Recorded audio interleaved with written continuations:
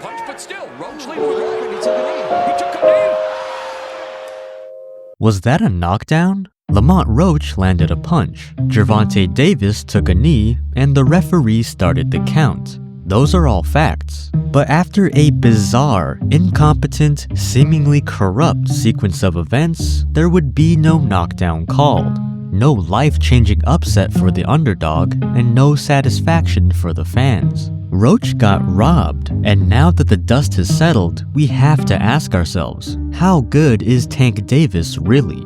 Years of weight draining, cherry picking, and bare minimum activity may have finally caught up to him. And after blaming his performance on his hair, even his biggest fans are disappointed.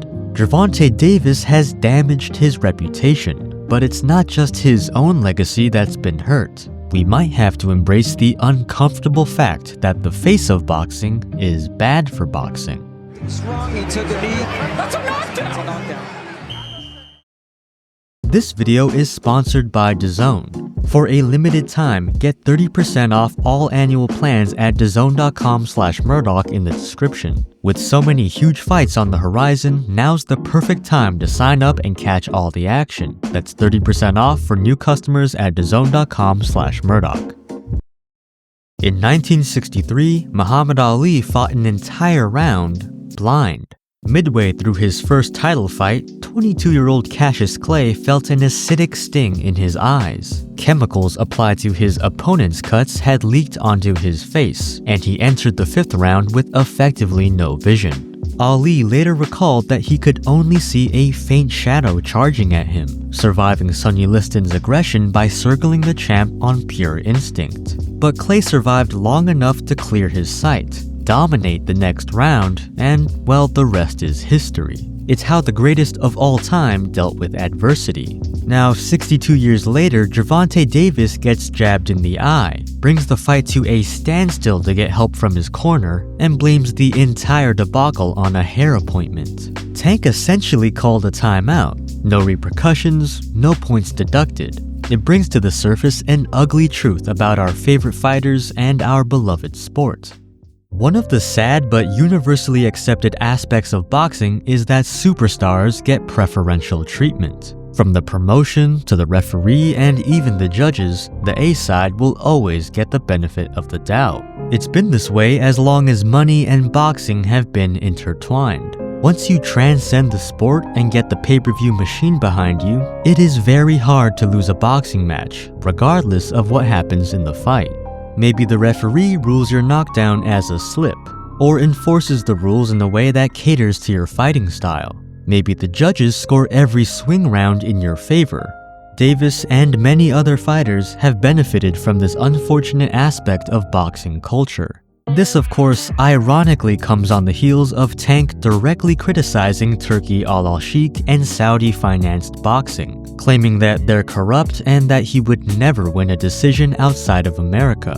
Now, Turkey and Riyadh's season are not above criticism. They're actually far from perfect, but they're making the biggest, best fights that Davis seems to be allergic to.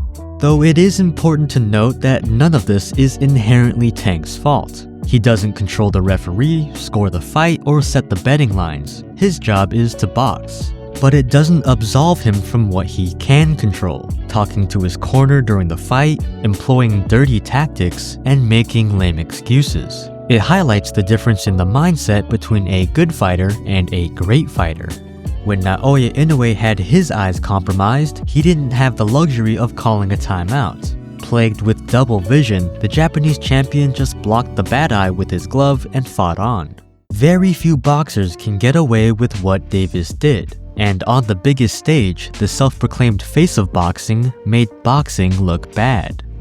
"You ain't gonna win, they ain't gonna give it to you," is what Gervonta Davis said to Lamont Roach in the 12th round. And he was right. The judges scored it a majority decision draw, with one card having Davis winning by a round. But it was effectively already over just halfway through. Two judges gave Davis 5 of the first 6 rounds, completely ignoring Roach's aggression in the first half and ensuring he would have to fight flawlessly in the second half. Roach landed more punches than Davis in 7 of the 12 rounds and outlanded the champion in aggregate. He took Tank's best punch better than Tank took his best punch, and it's clear that, unlike many of Gervonta's previous opponents, Lamont Roach didn't just show up for a check and lie down. He came to win.